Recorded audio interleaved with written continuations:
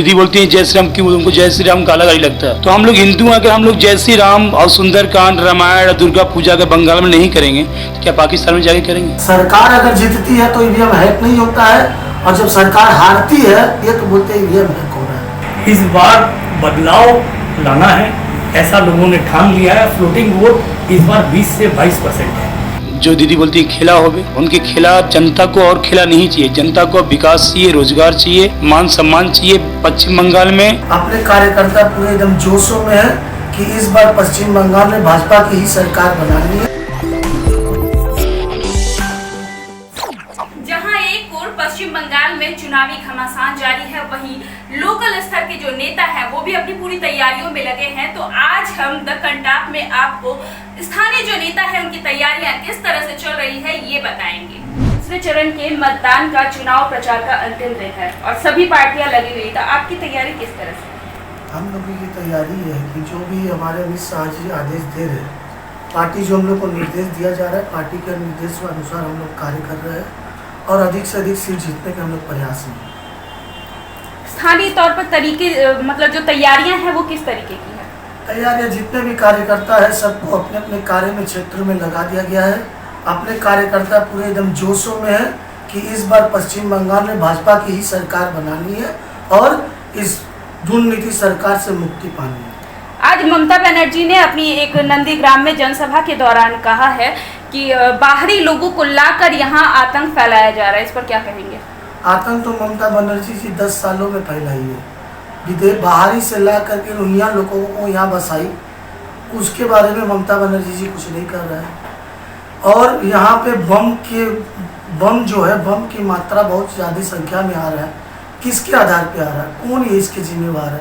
इसके जिम्मेवार मुख्यमंत्री खुद है, कुछ जवाब दे रहा है। उनकी प्रशासन शासन में दोनों की आवश्यकता है। वो बताए कि कहाँ से अपना बम बारूद गोला किस लिए आया है? ये क्यों यार रण क्षेत्र बनाना है? हम लोग तो देश में रह रहे हैं, फिर हम लोगों को भी पड़ोसी मुल्क जैसा व्यवहार क्यों हुआ? बार बार टीएमसी की ओर से भाजपा को बाहरी कहा जाता है, केंद्रीय मंत्री यहाँ आकर जम गए हैं, इस तरह का आरोप सीएम ममता लगा रही है, क्या कहेंगे? ये तो उनकी गलती है, उन्हें खुद को पता नहीं है। राष्ट्रीय पार्टी की नेता, हम लोग एक चुनाव को पूरे एकदम सीरियस लेता हूँ और उसमें हम लोग प्रचार प्रसार में हमारे नेता हमारे लोगों को सपोर्ट करते रहते हैं। उन्हें बताया जाता है कार्यकर्ताओं को कार्य करने के लिए किस तरह से कार्य में हम लोगों को लगना चाहिए। हम लोग किसी भी चुनाव को हम लोग छोटा नहीं समझते। सभी चुनाव को हम लोग सीरियस लेता हूँ और चुनाव एक हम नेताओं का पर्व है जिसको हम लोग उत्साह से मनाना चाहता हूँ। पर यहाँ की जो सरकार है, मौजूदा सरकार, वो इसे आतंक का रूप दे चुकी है। इसलिए हमारे नेता सहयोग के लिए है, ना कि उन लोगों ने किसी प्रचार को किसी को डिस्टर्ब करने के लिए आ रहे हैं। ममता ने आरोप लगाया भाजपा पर बूथ कैप्चरिंग का और सेंट्रल जो फोर्स है उसके विरोध में लगातार रह रही है, इस पर क्या कहेंगे? आज भी उन्होंने इस तरह का बयान दिया है। ममता बनर्जी जी जान गई है, उनको IB का रिपोर्ट है कि वो हार रही है, तो बूथ कैप्चरिंग भी मालूम पड़ेगा। कुछ दिन बाद आपको मालूम पड़ेगा EVM भी हैक हो रहा है। जीतेगी तो EVM हैक नहीं होगा। सरकार अगर जीतती है तो EVM हैक नहीं होता है, और जब सरकार हारती है, हार जाती है तो बोलते हैं EVM हैक हो रहा है। जब पहले चरण का मतदान हुआ था 30 सीटों पर, उस वक्त भाजपा ने दावा किया था कि 26 सीटें उन्हें मिलेगी। तब ममता बनर्जी ने कहा था कि 26 अगर भाजपा को मिलती है तो 2-2 सीटें तो लेफ्ट और कांग्रेस को मिलेगी, तो टीएमसी को क्या एक भी वोट नहीं मिलेंगे, एक भी सीट नहीं मिलेगी? ये ममता बनर्जी की बात है, मेरे को पता नहीं है। जो मैंने बोल दी, मेरे नेता जो बोले 26 के 26 सीट वो आएगी। इसका कारण एकमात्र है पंचायत चुनाव में जिन लोगों को वोट नहीं दिया गया, वो लोग उतर के अपना मत का प्रयोग किए और अपने मत को किसी के सामने जाने के लिए आक्रोश था, वो आक्रोश अपना निकाले। इसलिए भाजपा को 26 की 26 सीटें मिल रही हैं। जनता को कुछ कहना चाहेंगे इलेक्शन को लेकर? जनता को मैं ये कहना चाहता हूँ, भाई आप लोग सारे जो दुर्नीति है, जो भ्रष्टाचार है, जो इस देश में संतरास, इस राज्य में संतरास चल रहा है, उसके खिलाफ भारतीय जनता पार्टी के सपोर्ट करें और उनके उम्मीदवार को जिता करके नवान्नों में भेजे और बंगाल का सुशासन में आपका सहयोग सबसे बड़ा योगदान होगा। पहला चरण का मतदान काफी बढ़िया से हुआ और अभी दूसरे चरण का मतदान है, क्या कहेंगे? बंगाल की जनता जो है इस बार मतलब परिवर्तन के लिए काम कर रही है और बंगाल की जनता बंगाल में पूरे परिवर्तन ला के ही सांस लेगी। ये बंगाल की जनता है जो सीपीएम के 34 साल की सरकार को उखाड़ फेंकने का काम किया है और उखाड़ के फेंक के उनको एक मतलब आस था कि ममता दीदी सरकार में आएंगी, बंगाल की जनता को, युवाओं को रोजगार मिलेगा, बंगाल की माँ बहनों को सम्मान मिलेगा, उनको उचित उनका जो सम्मान है मिलेगा। लेकिन ऐसा कुछ भी नहीं हुआ, सब उसका विपरीत हुआ। सीपीएम का 34 साल में जितना उन्होंने मतलब सिंडिकेट और कटनी किया, ममता दीदी की सरकार तृणमूल कांग्रेस ने 10 साल में अति कर दिया। जनता उब चुकी है। जनता पूर्ण रूप में जो दीदी बोलती हैं खेला होवे, उनके खेला जनता को और खेला नहीं चाहिए। जनता को विकास चाहिए, रोजगार चाहिए, मान सम्मान चाहिए। पश्चिम बंगाल में हम लोग हिंदू हैं, हिंदुओं का मतलब जो दीदी बोलती हैं जय श्री राम, क्यों उनको जय श्री राम का अलग अलग लगता है, ठीक है। तो हम लोग हिंदू हैं, अगर हम लोग जय श्री राम और सुंदरकांड, रामायण और दुर्गा पूजा के बंगाल में नहीं करेंगे तो क्या पाकिस्तान में जाके करेंगे? ये पश्चिम बंगाल की जनता दीदी से सवाल करती है और इसके लिए दीदी को आज बंगाल की जो 2021 का विधानसभा पर्व चल रहा है, इससे उनको उखाड़ के फेंक देगी पूरी तरह से। परिवर्तन, बार बार परिवर्तन होने की बात भाजपा की ओर से कही जा रही है। परिवर्तन, ये जो परिवर्तन है वो किस तरह की परिवर्तन की बात हो रही है? क्या सत्ता परिवर्तन, महज सत्ता परिवर्तन की बात है या फिर लोगों के हालात की भी परिवर्तन हो? ये लोगों की हालात की परिवर्तन है। ये भारतीय जनता पार्टी जो परिवर्तन की बात कर रही है तो ये तृणमूल कांग्रेस सरकार को हटा के भारतीय जनता पार्टी की सरकार बनाने तक का नहीं है। ये पश्चिम बंगाल को वापस सोनार बंगला के रूप में देखने का परिवर्तन है। ये पश्चिम बंगाल की माताओं बहनों को सम्मान देने का परिवर्तन है। यहाँ की मुख्यमंत्री एक महिला होते हुए भी यहाँ की माँ बहनों की सुरक्षित नहीं है। अब यही मेरे बगल की विधानसभा श्यामपुकुर है, यहाँ की 9 साल की बच्ची के साथ रेप हुआ और उनको मार के फेंक दिया गया। एक महिला मतलब एक छोटी सी बच्ची सुरक्षित नहीं है इस रेप में, तो ये क्या है बंगाल? तो बंगाल की जनता ऐसी परिवर्तन चाहती है जिसको युवाओं को रोजगार मिले, माँ बहनों को सम्मान मिले, यहाँ के सभी धर्मों को, चाहे हिंदू हो, चाहे मुस्लिम हो, सिख हो, ईसाई हो, उनको बराबर का उनका जो दर्जा है उनको दर्जा मिले।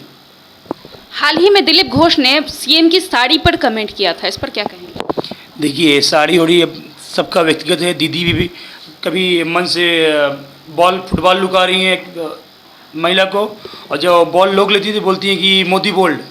ये सब मतलब आर्गूमेंट करके कोई मतलब नहीं है। अब दीदी को ये समझ में आना चाहिए कि फुटबॉल से कोई बोल्ड होता है, बॉल तो क्रिकेट तो बॉल से होता है, फुटबॉल से नहीं।